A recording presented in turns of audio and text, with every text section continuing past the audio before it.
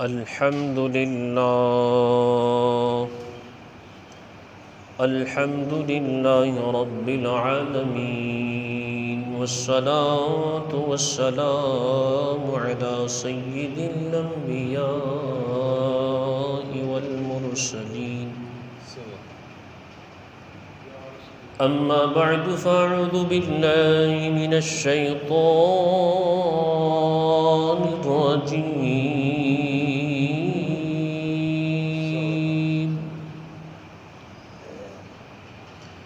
بسم الله الرحمن الرحيم.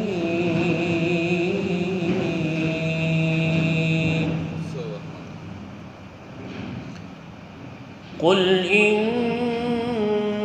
صلاتي ونسكي ومحياي ومماتي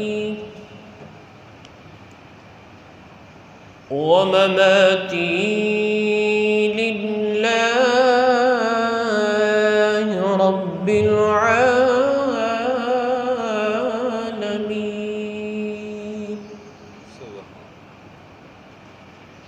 وفي مقام آخر: فصل لربك وانحر. صدق الله العظيم، وبلغنا رسوله النبي الكريم الأمين. إن الله وملائكته يصلون على النبي. يا أيها الذين آمنوا صلوا عليه وسلموا تسليما. الصلاة والسلام عليك يا رسول الله. الصلاة والسلام عليك يا حبيب الله. الصلاة والسلام عليك يا نبي الله، وعلى آلك وأصحابك يا نور الله.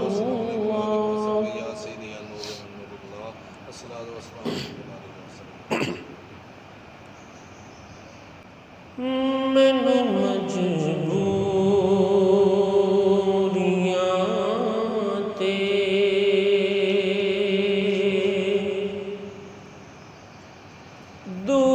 دوریاں نے ماریا. من مجبوریات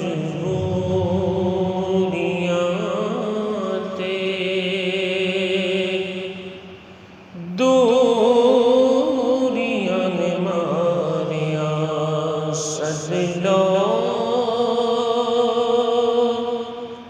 سد لو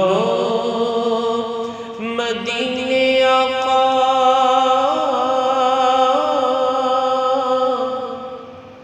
کرو مہربانیاں. من مجبوریات دوریاں نے ماریا.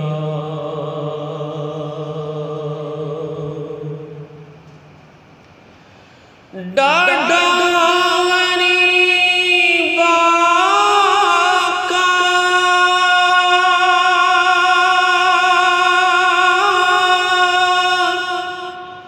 کوئی میرے زر نہیں.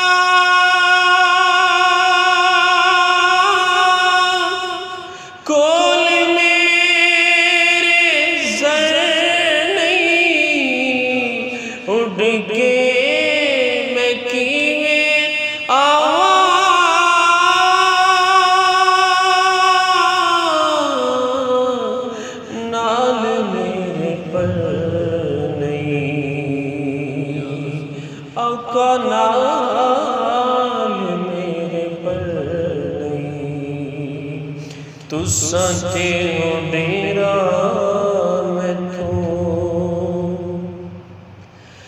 बड़ी दूर ला लिया। आका तुसां ते डेरा मैथों बड़ी दूर ला लिया। सजदो मदीने आका सजदो मदीने आका करो मेहरबानियां मैनू मजबूरियां ते दूरियां ने मारिया।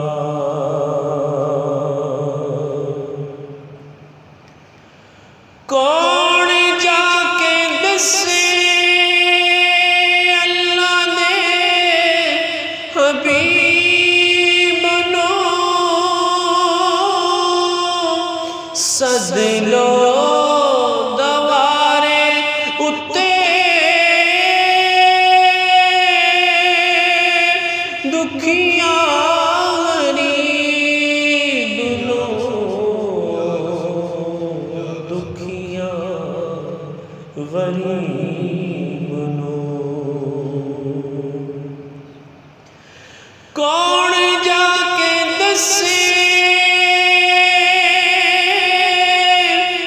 अल्लाह दे हबीब नो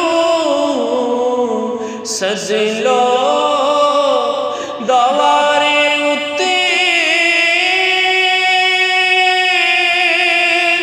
दुखियां गरीब नो दुखियां गरीब नो। मेरे ते डेरा बद नसीबियां ने ला लिया। आका मेरे ते डेरा बद नसीबियां ने ला लिया। सजदो मदीने आका सजदो मदीने आका करो मेहरबानियां मैनू मजबूरियां ते दूरियां ने मारिया। आप दे दीदार बाजू आका दिल नहीं ओ लगदा।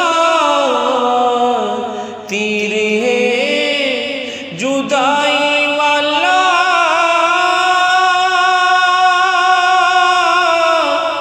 नित सीने वजदा नित सीने वजदा। अपना ते रोना सारा मैं शेरां विच सुना लिया। आका अपना ते रोना सारा मैं शेरां विच सुना लिया। सजदो मदीने आका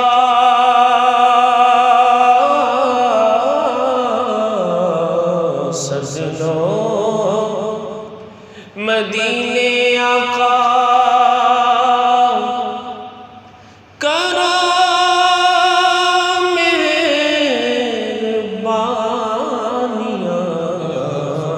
मैनू मजबूरियां ते दूर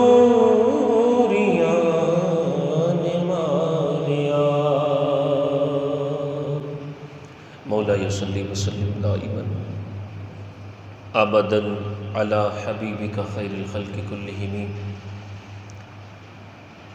یا رب بالمصطفیٰ بلغ مقاصدنا واغفر لنا ما مضى یا واسع الکرم مولاي صلی وسلم دائما ابدا علی حبیبک خیر الخلق کلہم۔ محترم محتشم سامعین کرام، بزرگوں، دوستوں، ذی الحجۃ الحرام کا مہینہ شروع ہونے والا ہے۔ یہ قعدۃ الحرام کی 1-2 دن باقی ہیں، اور پیارا کعبہ اور پیارا مدینہ دیکھنے والے اپنی تیاریوں میں مصروف ہیں، کئی رواں دواں ہیں۔ اللہ ان کے طواف کے صدقے، ان کی عبادات کے صدقے، ان کے مبارک عمل کے صدقے ہمیں بھی ایسوں میں شامل فرمائے کہ جن کی صبح اور شام کاش کہ وہ آ جائے کہ مدینے میں گزرے۔ محترم اور محتشم عاشقان رسول،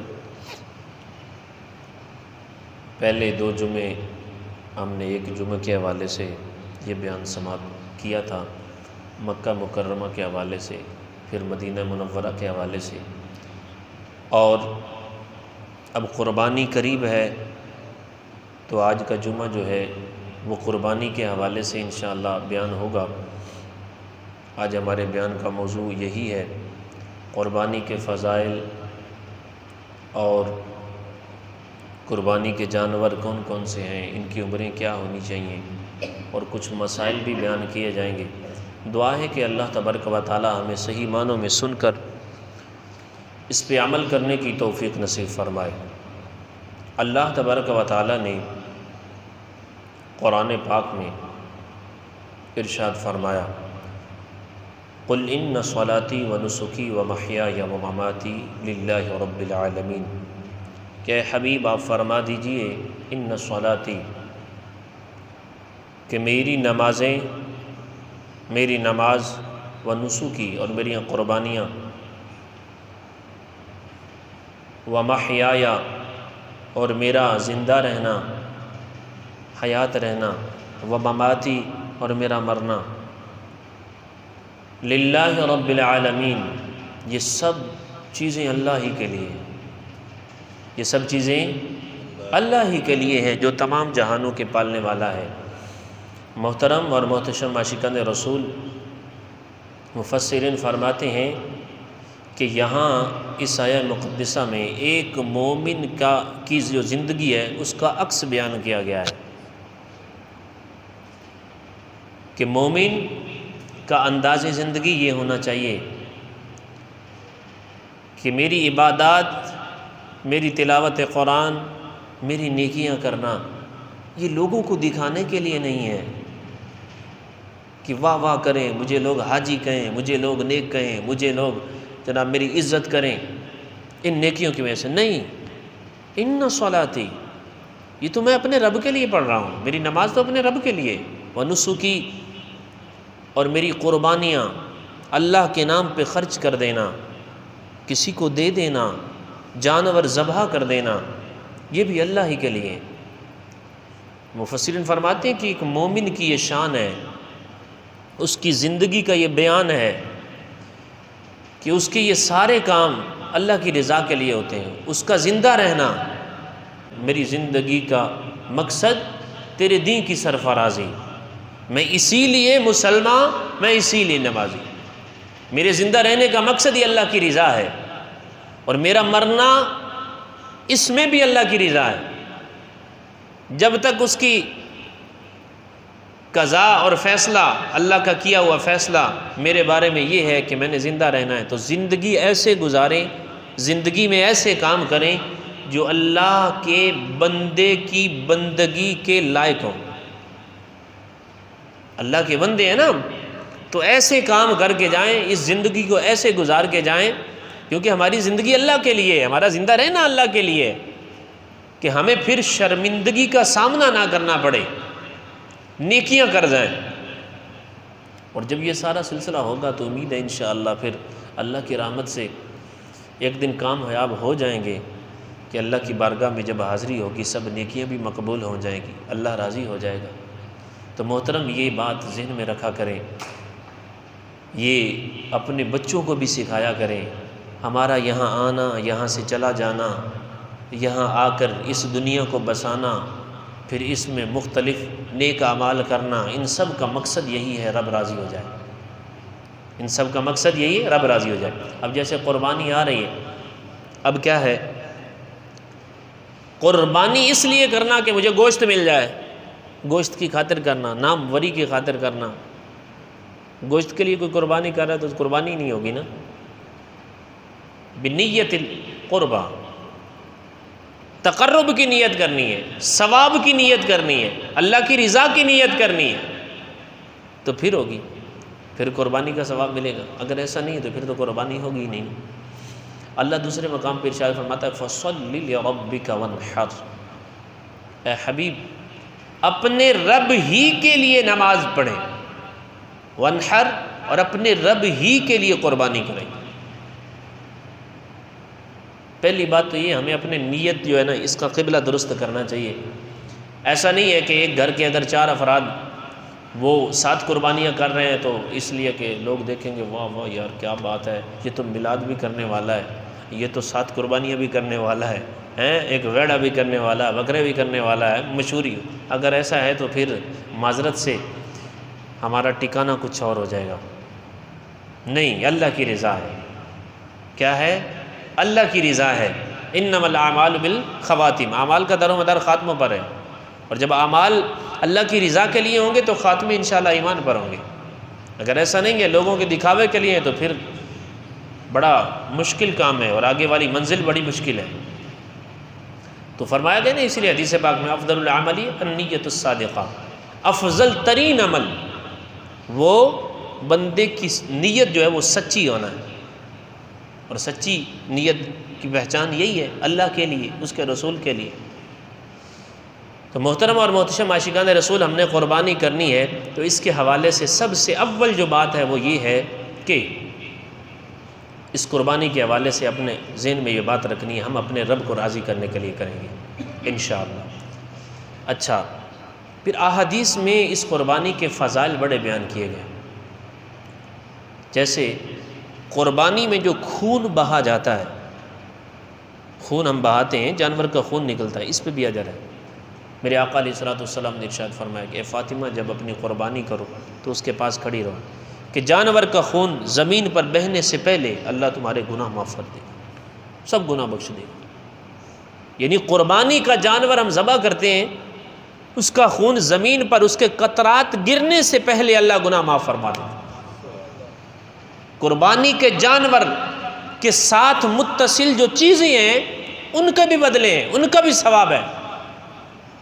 یہاں تک آتا ہے حدیثوں میں کہ قربانی کے دن سب سے محبوب ترین عمل اللہ کی بارگاہ میں، اللہ کی بارگاہ میں جو پسندیدہ ہے وہ یہی قربانی کرنا ہے، وہ یہی قربانی کرنا ہے، یہ اللہ کے نام پر جانور کو ذبح کرنا ہے۔ یہاں تک فرمایا گیا سرکار صلی اللہ تعالیٰ علیہ وسلم کی بارگاہ میں صحابہ نے عرض کی یا رسول اللہ صلی اللہ تعالیٰ علیہ وسلم ما هذه الاضاحی، یہ قربانیاں کیا ہیں؟ قالوا فما لنا فیہا، اور ہمارے لیے اس میں کیا اجر ہے، ہمیں کیا ملے گا، اس کا ثواب کیا ہے؟ تو میرے آقا نے کیا ارشاد فرمایا؟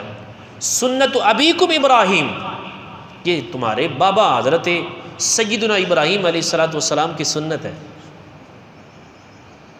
آپ کی سنت ہے۔ اور فرمایا صحابہ نے عرض کی یا رسول اللہ قالوا فما لنا فیہا، ہمارے لیے اس میں کیا ہے، اجر کیا ملے گا ہمیں؟ تو سرکار نے کیا فرمایا؟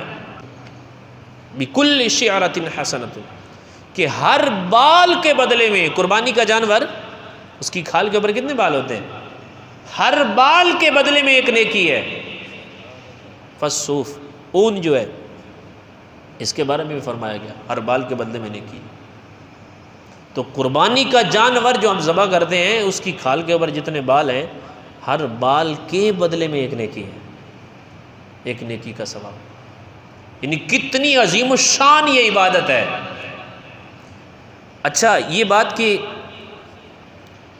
جو یہ گوشت ہے قربانی کا ذبح کر دینا اب کیا ہے پھر گوشت ملتا ہے نا، اس کے فائدے میں ہمیں گوشت نصیب ہوتا ہے، قربانی کے کرتے ہیں ہم، بچے بھی کھاتے ہیں، آس پاس والے بھی، اور اس کا خون بھی نکلتا ہے۔ کیا اللہ کو اس کی کوئی ضرورت ہے؟ ہمارے گوشت کی ضرورت ہے، ہمارے خون کی ضرورت ہے۔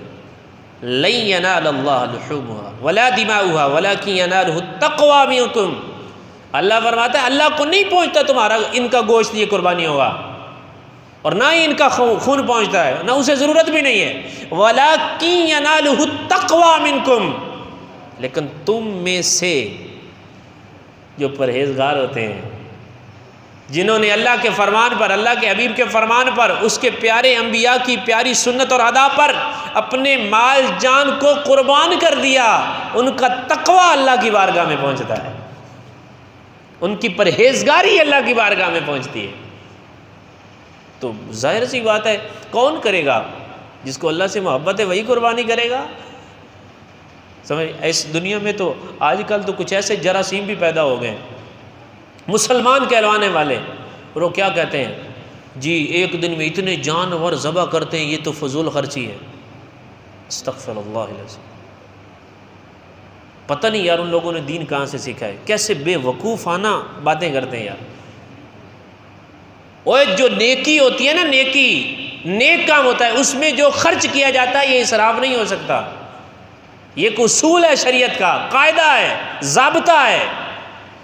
تو یہ اللہ اور اس کے رسول کا حکم ہم بجا لانے کے لیے کرتے ہیں سارا۔ یعنی آپ دیکھیں کہ ایسے لوگوں نے دین کہاں سے سیکھا، قرآن کیسے پڑھا، کیا سمجھا، کیا کیا۔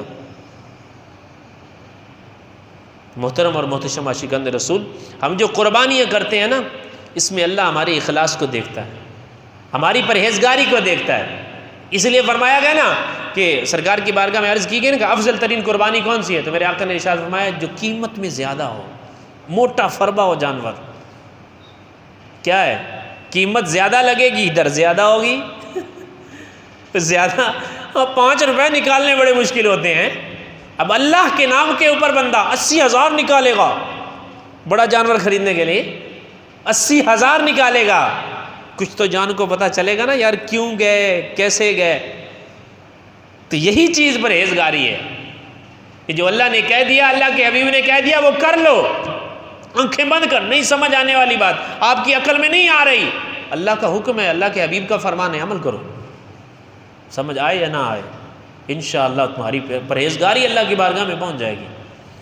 تو محترم اور محتشم عاشقان رسول، قربانی، میں اس کے حوالے سے عرض کر رہا تھا کہ قربانی کا جانور ہم جو ذبح کرتے ہیں نا، اس کے ہر چیز اعضاء جو ہیں ان کے بدلے میں بھی ثواب ملنا ہے، اپنے سینگوں کے ساتھ، کھروں کے ساتھ قیامت کے دن آئے گا۔ یہاں تک کہ علامہ مولا علی قاری رحمۃ اللہ تعالی علیہ فرماتے ہیں کہ کل بروز قیامت یہ جانور پل صراط کے اوپر سواری کا کام دے گا، اس پر سوار ہو کر لوگ بہشت میں جائیں گے۔ سمجھ آ رہی؟ تو محترم اور محتشم عاشقان رسول، یہاں تک کہ فرمایا گیا کہ سب سے افضل ترین پیسہ جو قربانی کے دن خرچ کیا جاتا ہے وہ ہے جو قربانی کے جانور کے لیے خرچ کیا جاتا ہے، وہ پیسہ ہے جس سے قربانی کا جانور لے کر اللہ کے نام پر ذبح کر دیا جاتا ہے۔ اچھا، یہ جو آیا مقدسہ ہے فَصَلِّ لِرَبِّكَ وَانْحَرْ، اللہ نے ارشاد فرمایا کہ اپنے رب ہی کے لیے نماز پڑھو اور اسی کے لیے قربانی کرو۔ اب کیا تھا، کچھ لوگ جو بتوں کے نام کے اوپر قربانی کیا کرتے تھے۔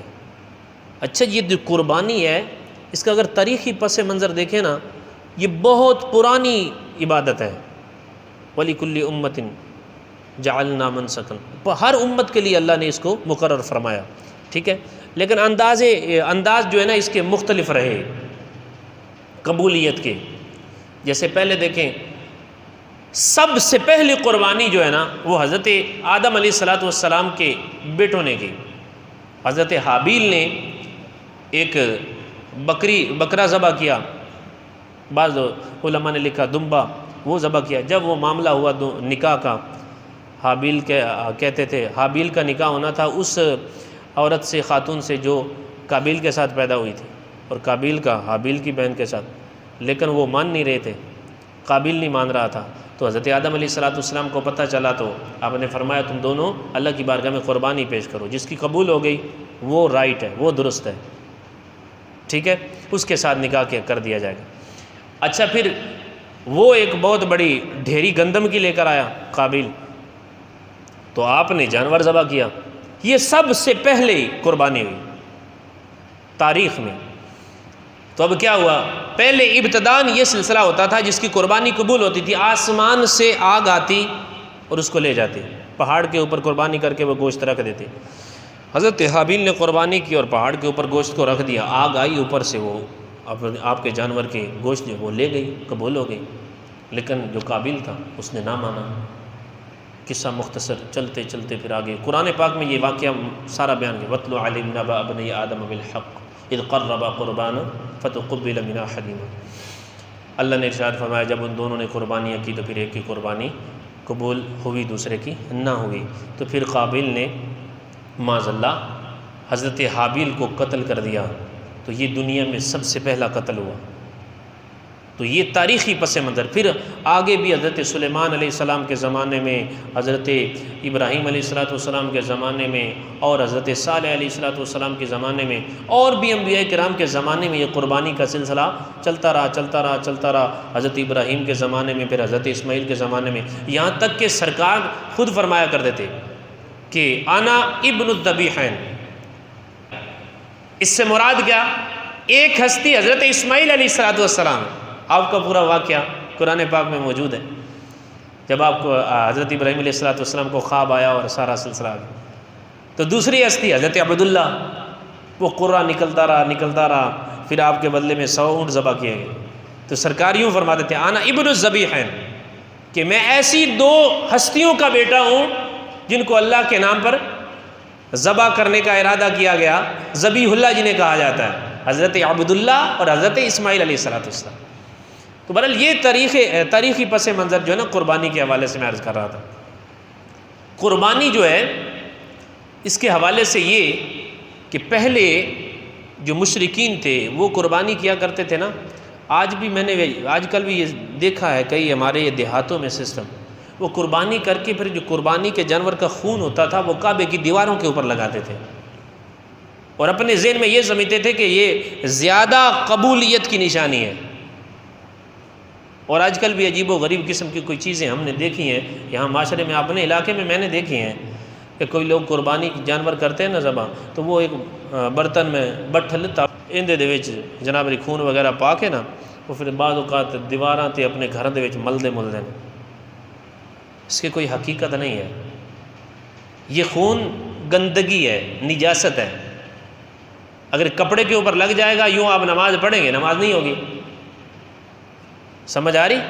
تو اللہ تبارک و تعالیٰ نے ان کا رد کرنے کے لیے یہ بیان فرمایا لن ینال اللہ لحومها ولا دماؤها، اللہ کی بارگاہ میں نے یہ جو گوشت ہیں جو قربانیوں کے یا خون یہ نہیں پہنچتے ہیں، ولکن ینالہ التقوی،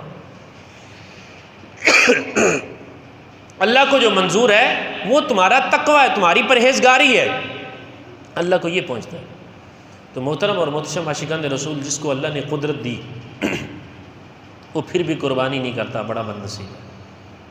طاقت ہے، اللہ نے مال دیا یار، ساری چیزیں، کئی تو ویسے اپنے منہ سے وہ مسکین بن جاتے ہیں، فقیر بن جاتے ہیں۔ میں چیزیں ساری عرض کرتا ہوں کس کے اوپر واجب ہے قربانی۔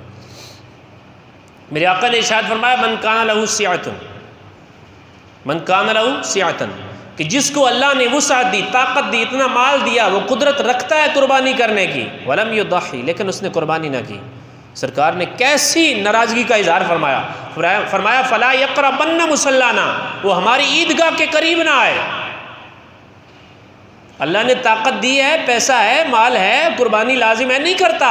میرے آقا نے ارشاد فرمایا فلا یقربن مصلانا، وہ ہماری عیدگاہ کے قریب نہ آئے۔ محترم اور محتشم عاشقان رسول، قربانی کہتے کسے؟ قربانی لغت میں الاضحیۃ فی اللغت اسم ما یذبح فی یوم الاضحیٰ، قربانی لغت میں کہتے ہیں اس چیز کو، اس چیز کا نام ہے جس کو ذبح کیا جاتا ہے قربانی کے دن میں، یہ لغت میں اس کی تعریف ہے۔ اب یہ اس کا شرعی معنی کیا ہے؟ شرعی معنی یہ ہے کہ ذبح بحیوان مخصوص، کہ مخصوص جانور کا ذبح کرنا بنیت القربت، قربت کی نیت سے، ثواب کی نیت سے، اللہ کی رضا کی نیت سے، فی وقت مخصوص، مخصوص وقت میں، مخصوص جانور کو مخصوص نیت یعنی ثواب کی نیت سے مخصوص وقت میں ذبح کرنا، یہ قربانی۔ اب ہے کس کے اوپر لازم؟ کس کے اوپر؟ قربانی کا شرعی حکم کیا ہے؟ قربانی واجب ہے۔ شرعی حکم کیا ہے قربانی کا؟ قربانی واجب ہے۔ الاضحیۃ واجبۃ علی کل حر مسلم مقیم موسر فی یوم الاضحیٰ عن نفسی، کہ قربانی واجب ہے ہر اس مسلمان پر جو آزاد ہے، مقیم ہے، مسافر پر نہیں، جو شرعی مسافر ہوگا، ٹھیک ہے، اور مالک نصاب ہے، یعنی اتنے پیسے جو شریعت نے پیمانہ مقرر کیا، اتنے پیسے بھی اس کے پاس ہیں، اور صرف اپنی طرف سے جو نابالغ بچے ہیں یا بالغ بچے ہیں ان کی قربانی ان کے والدین کے اوپر لازم نہیں ہے، واجب نہیں ہے، صرف اپنی ہی قربانی لازم ہے اگر یہ کنڈیشنیں، یہ صورتیں، ساری شرائط پائی جاتی ہیں۔ اچھا، اس میں جو ہے نا مالک نصاب بھی ہو، مسلمان ہو، آزاد ہو، غلام بھی نہیں، آزاد ہو، ٹھیک ہے، پھر مقیم ہو، شرعی مسافر بھی نہ ہو، پھر مالک نصاب ہو، اتنی مالیت اس کے پاس ہو۔ اس سے مراد کیا ہے؟ مالک نصاب ہونے سے مراد کیا ہے؟ یعنی یا تو 7.5 تولہ سونا اس کا وہ مالک ہو، یا 52.5 تولے، 52 تولے چاندی اس کی ملکیت ہو، یا 52 تولے چاندی کے جو پیسے بنتے ہیں اتنی اس کی ملکیت میں پیسے ہوں ضروریات سے نکال کر۔ اب ضروریات کیا ہیں وہ بھی میں عرض کر دیتا ہوں۔ یا 52.5 تولے چاندی کی مالیت کا اس کے پاس مال تجارت ہے، کاروبار ہے اس کا اتنا، ٹھیک ہے۔ اب یہ جو چیزیں نا مالک نصاب ہونا، اس میں یہ چیزیں پیش نظر آپ نے رکھنی ہے۔ مثال کے طور پہ، میں ویسے مثال کے طور پہ عرض کر رہا ہوں، مجھے آج کے ریٹ کا پتہ نہیں چاندی کا ریٹ کیا ہے، تقریباً میرا خیال میں ابھی تو چاندی جیسے ہائی لیول پہ گئی ہوئی ہے 1500-1600 ہوگی شاید، تو 80,000 یا 80 سے اوپر ہی ہوگا یہ مالک نصاب ہونے کا سلسلہ۔ تو تقریباً یعنی یہ سمجھانے کے طور پہ میں عرض کر رہا ہوں، اگر 85,000 یا 80,000 مالک نصاب یہ جو 52.5 تولے چاندی کی قیمت بنتی ہے، تو اتنی اگر کسی کے پاس ہے، ضروریات کو نکال کر، ضروریات سے مراد کیا ہے؟ یعنی بندے کے عام استعمال ہونے والی جو چیزیں ہیں اس کا جو عام خرچ ہے، بیوی کا، بچوں کا، وہ نکالنے کے بعد اگر اتنے پیسے ہیں، شریعت کا حسن دیکھیے یار، اپنی حاجات ضروریات کو نکالنے کے بعد اگر اتنے پیسے ہیں تو پھر مالک نصاب ہے۔ اچھا، قرض بھی نکالنا ہے، اپنا قرض نکالنے کے بعد اگر وہ پھر بھی مالک نصاب باقی رہتا ہے تو تب اس کے اوپر قربانی لازم ہے۔ اور بھی ڈیپلی مسائل ہیں کافی سارے مزید، جہاں سمجھ نہ آئے بعد میں آپ جمعے میں کی نماز کے بعد آپ پوچھ سکتے ہیں۔ تو ایسے بندے کے اوپر قربانی لازم ہے۔ اب اگر کوئی بندہ ہے تو مالک نصاب، سونا بھی ہے اس کے پاس 7.5 تولے جو ہے سونا، اس کا بھی مالک ہے، چاندی بھی، اگر سونا نہیں تو چاندی ہے، لیکن وقتی طور پر اس کے پاس پیسے نہیں ہیں تو وہ کیا کرے؟ اس کے لیے شریعت کا کیا حکم ہے؟ قرض لے کسی سے، قربانی اس کے اوپر لازم ہے، کرنی پڑے گی۔ اگر سونا اتنا اس کے پاس موجود ہے، چاندی اتنی اس کے پاس موجود ہے، پیسے نہیں ہیں، تو اب کیا ہے؟ شریعت حکم دیتی ہے کہ کسی سے قرض حسنہ لے لے۔ اگر قرض نہیں ملتا تو پھر دوسری صورت یہ، انہی میں سے بیچ کر قربانی کرے۔ تو کوئی یوں بھی کنارے سے نکل جاتے ہیں کہ ہوں تو صحیح، میں اتنے سونا ہے، چاندی ہے، لیکن میرے پاس یار وقتی طور پہ پیسے نہیں ہیں، تو ان کا حل پھر یہ ہے۔ اب رہی یہ بات کہ یہ ساری صورتحال جو مالک نصاب ہونا ہے، اتنی مالیت کا ہونا ہے، یہ کہ کب سے کب تک ہو تو قربانی لازم ہوگی؟ اسی سوال پہ ذہن میں آتا ہے نا، یہ کب سے کب تک اتنی مالیت ہو تو ہمارے اوپر قربانی کرنا لازم ہے؟ تو 10 ذی الحجہ کے صبح سے لے کر 12 کے غروب آفتاب تک، اس وقت 3 دنوں کے درمیان اگر کوئی بندہ مالک نصاب ہو گیا، اس کے اوپر قربانی واجب ہے۔ اگر کسی بندے کے اوپر قرض تھا یا کوئی بھی ایسا سلسلہ تھا کہ وہ 10 ذی الحجہ جو پہلا قربانی کا دن ہوتا ہے، اس میں وہ مالک نصاب نہیں ہے، تو اس کے اوپر قربانی واجب نہیں ہے، قربانی لازم نہیں ہے۔ 11 کو بھی نہیں ہے تو قربانی لازم نہیں ہے۔ 12 کو ہو گیا، وہ عصر کے ٹائم ہی مالک نصاب ہو گیا، ظہر کے ٹائم ہی ہو گیا، صبح کے ٹائم ہی ہو گیا 12 کو، اس کے اوپر قربانی لازم ہوگی، کرنی پڑے گی، ٹھیک ہے۔ ہاں اگر کوئی بندہ ایسا ہے کہ وہ بندہ بیچارہ مالک نصاب نہیں ہے اور ایسے ہی دن گزر گئے، یہ 3 دن ایسے ہی گزر گئے، مالک نصاب نہیں ہے، اب 14 ذی الحجہ کو وہ مالک نصاب ہو رہا ہے، تو اب اس کے اوپر قربانی لازم نہیں ہے۔ یعنی ان عید کے دنوں میں، یہ سال ہونا اس کے لیے شرط نہیں ہے کہ سال پورا اس کے پاس اتنا مالک نصاب ہو، اتنا مال ہو، اتنا سونا چاندی، نہیں، ان 3 دنوں کے یہ جو 3 دن ہے نا قربانی کے، ان میں اگر وہ مالک نصاب ہو گیا، بقیہ ساری کنڈیشنیں اور صورتیں پائی گئی، تو اس کے اوپر قربانی کرنا لازم ہے۔ اب اس میں ایک سوال یہ بھی پیدا ہوتا ہے، اب کچھ کمپنیاں ایسی بھی پیدا ہو گئی ہیں اس دنیا میں کہ جو کہتے ہیں، بعض کہتے ہیں کہ قربانی کے جو ہے نا دن وہ زیادہ ہیں، بعض کم کرنے کی کوشش کرتے ہیں۔ قربانی کے دن کتنے ہیں جن میں ہم قربانی کر سکتے ہیں؟ وہ 3 دن ہیں، 10، 11 اور 12۔ کتنے دن ہیں؟ 3 دن ہیں، 10، 11 اور 12، ان میں قربانی کر سکتے ہیں شرعی۔ اچھا، اب اس میں 2 راتیں بھی آ جاتی ہیں۔ اب کتب میں جو عموماً لکھا گیا ہے نا کہ رات کے وقت قربانی کرنا مکروہ ہے، فقہا نے لکھا ہے کئی نے، اس کی وجہ یہ ہے کہ ایسی جگہ جہاں پر روشنی کا انتظام نہ ہو، یعنی نظام الٹ پلٹ ہونے کا اندیشہ ہو، روشنی نہیں ہوگی تو پھر کیا ہے، خون بھی بہے گا اور پاکی پلیتی آگے پیچھے عجیب و غریب قسم کے مسائل بن جائیں گے، ٹھیک ہے۔ تو یہ جو مکروہ ہے نا، علماء نے بیان فرمایا یہ ایسی جگہ کے اوپر ہے جہاں روشنی نہ ہو۔ ہاں اگر رات کو بھی کوئی بندہ ایسی جگہ پہ قربانی کرتا ہے جہاں بہترین روشنی ہے، جیسے آج کل ہوتی ہے لائٹنگ وغیرہ کا انتظام، تو اس کے لیے یہ بھی نہیں ہوگا، وہ مکروہ نہیں ہے، وہاں پھر قربانی رات کو کرنا بھی مکروہ نہیں ہے۔ اور رات کو قربانی کرنا کب مکروہ ہے وہ میں عرض کر چکا۔ اچھا، تو قربانی کے دن کتنے ہیں؟ اضحیٰ یومانی بعد یوم الاضحیٰ، یعنی ایک تو قربانی والا دن اور 2 دن اس عید قربانی والے دن کے بعد کے، یعنی 10، 11 اور 12، تو یہ قربانی کے 3 دن ہیں۔ اچھا، کل ہی مجھے ایک صاحب نے کافی بڑی لمبی چوڑی پارٹی ہے تکڑی، تو اس نے یہ کہا کہ حضور کیا آپ فرماتے ہیں کہ میں قربانی نہیں کرنا چاہتا، میں پیسے دینا چاہتا ہوں، پیسے صدقہ کر دینا چاہتا ہوں، تو کیا یہ درست ہے؟ شریعت اس کی اجازت دیتی ہے کہ قربانی نہ کروں اور صدقہ کر دوں پیسے؟ اس کی بالکل اجازت نہیں ہے۔ قربانی کے دنوں میں اگر کسی کے اوپر قربانی لازم ہے تو قربانی ہی کرنی پڑے گی، اس کے بدلے میں پیسے صدقہ نہیں کر سکتے۔ ہاں قربانی کے دن گزر گئے، اس کے بعد کے مسائل اور معاملات وہ الگ ہیں، ان کی کنڈیشنیں الگ ہیں اور وہ ساری چیزیں الگ ہیں، پھر اس کی کنڈیشن کے مطابق فیصلہ کیا جائے گا۔ اچھا، اب رہی یہ بات کہ قربانی کس کس جانور کی جا سکتی ہے، قربانی کے جانور کون کون سے ہیں؟ تو عموماً اس کی 3 قسمیں بیان کی جاتی ہیں، بقر، شاۃ اور ابل۔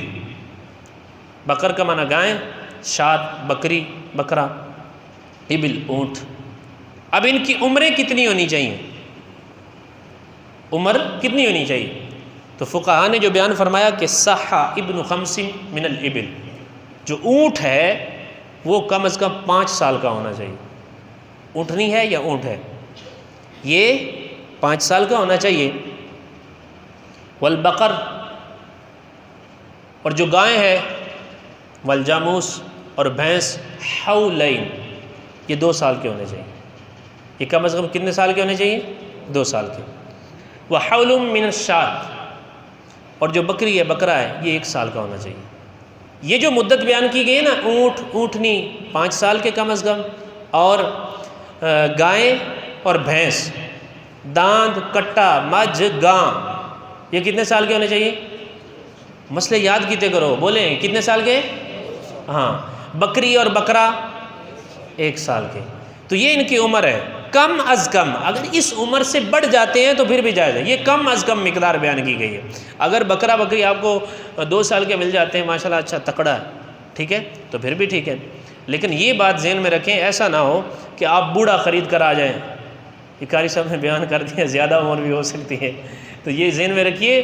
افضل ترین قربانی جو بیان کی گئی نا جن جانوروں کی، تو حدیث پاک میں آتا ہے، میرے آقا نے ارشاد فرمایا کہ جوان جانور قربانی میں ذبح کرنا یہ افضل ہے بوڑھے جانور کو ذبح کرنے سے۔ سمجھ آ رہی؟ بوڑھا بوڑھا ہے، جوان جوان ہے۔ ویسے ہی لن تنالوا البر حتی تنفقوا مما تحبون، ایسی چیز اللہ کی بارگاہ میں پیش کرنی چاہیے جو ہمیں پسند ہو۔ کیا ہمیں ایسا جانور پسند ہوگا جو بوڑھا ہو، نہ دودھ دیتا ہو، نہ چل سکتا ہو، نہ صحیح خوراک کھا سکتا ہو؟ تو ہمیں ایسی قربانی میں ایسا جانور پیش کرنا چاہیے۔ تو یہ تھے قربانی کے جانور۔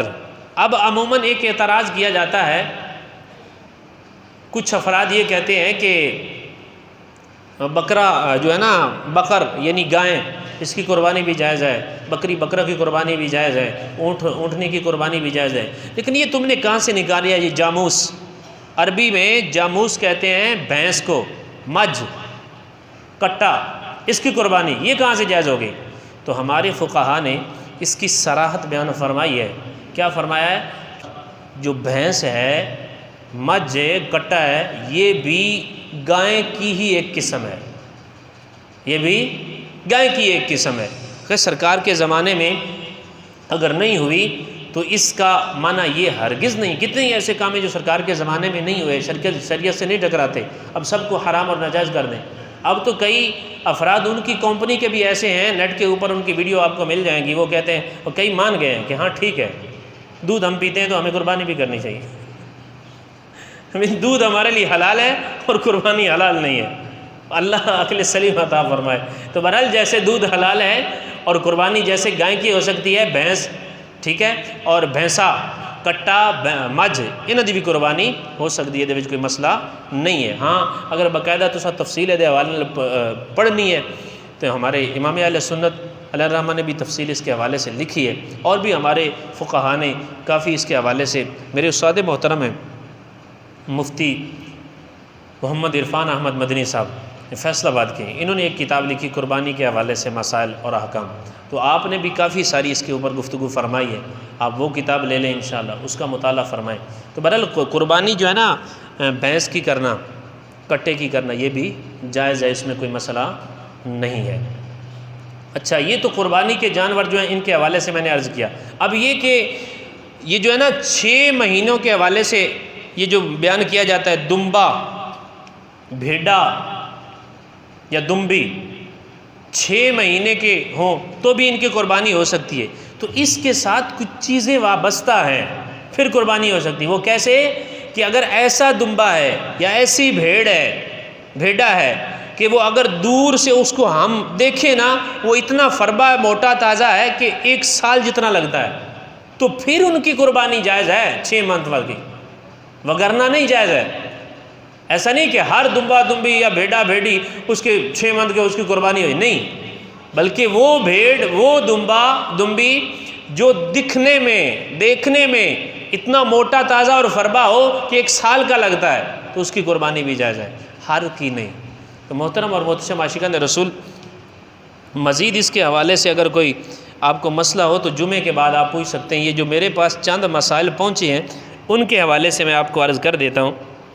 قربانی کا ایک تو یہ سوال کیا تھا بھائی نے کہ شرعی حکم کیا ہے، تو قربانی کا شرعی حکم واجب ہے قربانی، وہ میں عرض کر چکا، واجب کس کس کے اوپر ہے، ٹھیک ہے، مسلمان، آزاد، ٹھیک ہے۔ اب یہ کہ ایسا نہیں ہے کہ صرف یہ مردوں کے اوپر ہی لازم ہے، عورتوں کے اوپر نہیں ہے۔ اگر عورتوں کے اوپر بھی ایسی کنڈیشن آئے گی جو صورتحال ہیں، وہ مالک نصاب بنتی ہیں، ٹھیک ہے، اور مقیم ہے، مسافر نہیں ہے، ٹھیک ہے، تو ان دنوں میں اگر یہ ساری شرائط پائی جاتے ہیں تو پھر عورت کے اوپر بھی قربانی کرنا لازم ہوگا الگ سے۔ اچھا، میاں بیوی، خامند کے اوپر الگ سے وہ مالک نصاب بن رہا ہے اور عورت الگ سے اتنے کی مالک ہے، تو دونوں کے اوپر الگ الگ قربانی کرنا لازم ہے، ایک سے ہی نہیں گزارا ہوگا۔ یہ کئی تو ایسا کرتے ہیں پورے خاندان میں کیا ہوتا ہے، 4 بچے ہیں، 2 بیٹیاں ہیں، سارے ہی کاروبار کرنے والے ہیں، سب ہی مالک نصاب ہیں، لیکن بابا جی پتہ کیا کرتے ہیں، او یار ایک ہی کرو، ایک ہی کر کے وہ سائڈ پہ ہو جاتے ہیں۔ نہیں، ہر کے اوپر جتنے، اگر گھر کے 6 افراد مالک نصاب ہیں، شرائط پائی جا رہی ہیں، تو 6 کے اوپر ہی لازم ہے کہ 6 قربانیاں کریں۔ 7 ہیں، ایک بڑا جانور لے لیں آپ، پورے گھر والوں کی طرف سے کر دیں۔ تو بہرحال یہ نہیں ہے کہ اگر واجب جناب میری 7 کے اوپر ہو رہی ہے اور پورے گھر والے کہیں ایک بکرا کر دیں سبھی سے ہوگی، نہیں، ٹھیک ہے۔ ایک چٹکلے والا سوال بھی آیا میرے پاس کہ اگر دوسرا بندے کے پاس پیسے نہیں ہیں، مالک نصاب بھی نہیں ہے، تو کیا جو مرغی ہے اس کو لے کر ذبح کر دے قربانی ہو جائے گی؟ ایسا کچھ بھی نہیں ہے، قربانی کے جو جانور ہیں وہ ان میں مرغی شامل نہیں ہے، تو قربانی کے طور پر مرغی کو ذبح کرنا یہ درست نہیں ہے۔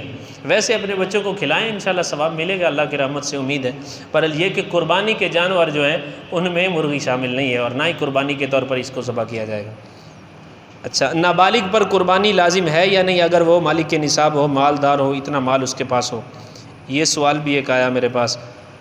تو صحیح اور مستند جس کے اوپر علماء کا فتویٰ ہے، ہمارے فقہاء نے جس کی تصریح فرمائی وہ یہی ہے، نابالغ اگرچہ مالدار بھی ہو اس کے اوپر قربانی لازم نہیں ہے، نابالغ کے اوپر قربانی لازم نہیں ہے۔ یہ ایک مسئلہ آیا ہوا کہ اگر کسی شخص کے پاس سونا بھی ہو، چاندی بھی ہو، دونوں کی مقداریں مکمل ہیں، لیکن اس وقت قربانی کے دنوں میں اس کے پاس کچھ پیسے بھی نہیں ہیں، تو قربانی کا کیا حکم ہے؟ اس کا جواب میں پہلے عرض کر چکا ہوں۔ ایسے شخص کے لیے کیا ہے کہ وہ کسی سے قرض حسنہ لے لے، قرض حسنہ لے لے اور قربانی کرے، قربانی اس کے اوپر لازم ہے، کیونکہ سونا چاندی اتنے اس کے پاس موجود ہیں۔ اگر قرض حسنہ نہیں ملتا تو پھر اس سونے میں سے، چاندی میں سے بیچ کر اپنی قربانی کرے، قربانی کرنی پڑے گی۔ قربانی کا وقت کب سے کب تک ہے؟ تو 3 دن اور 2 راتیں، 10، 11، 12 ذی الحجۃ الحرام، یہ 3 دن ہیں قربانی کے، ٹھیک ہے۔ 10 کی صبح سے شروع ہو گیا، لیکن نماز کے بعد قربانی کرنی، عید نماز پڑھنے کے بعد قربانی کرنی ہے۔ وقت اس وقت سے شروع ہو جاتا ہے، لیکن قربانی کرنے کا جو طریقہ کار ہے وہ نماز پڑھنے کے بعد۔ اچھا، یہ 3 دن اور 2 راتیں یہ قربانی کا وقت ہے۔ اچھا، اگر ان 3 دنوں میں اگر کسی شخص نے تو اس کے اوپر قربانی لازم ہوتی تھی نہیں کی، ٹھیک ہے، تو اس کے پھر الگ مسائل ہیں، وہ جس کے ساتھ ایسا ہوگا وہ بعد میں پوچھ لے گا، اس کے مطابق اس کا حال اس کو مل جائے گا۔ قربانی کے بدلے پیسے صدقہ کرنا کیسا ہے؟ کچھ مسائل تو میں نے بیان کر ہی دیے ہیں اس کے اندر ہی۔ قربانی کے بدلے پیسے صدقہ کرنا، یعنی قربانی کے دنوں میں ہی اگر کسی کے اوپر قربانی لازم آتی ہے، تمام شرائط پائی جا رہی ہیں، وہ کہتا ہے میں قربانی نہیں کرتا، جانور ذبح نہیں کرتا، اس کے بدلے میں پیسے صدقہ کر دیتا ہوں، فقراء میں دے دیتا ہوں، تو ایسا ہرگز کرنے کی اجازت نہیں ہے، قربانی ہی کرنی پڑے گی۔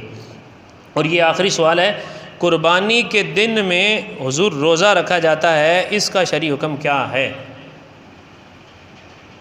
قربانی کے دن، عید الاضحیٰ کے دن کچھ لوگ روزہ رکھتے ہیں، تو عید کے دن روزہ رکھنا یہ حرام ہے، عید کے دن روزہ رکھنا یہ حرام ہے۔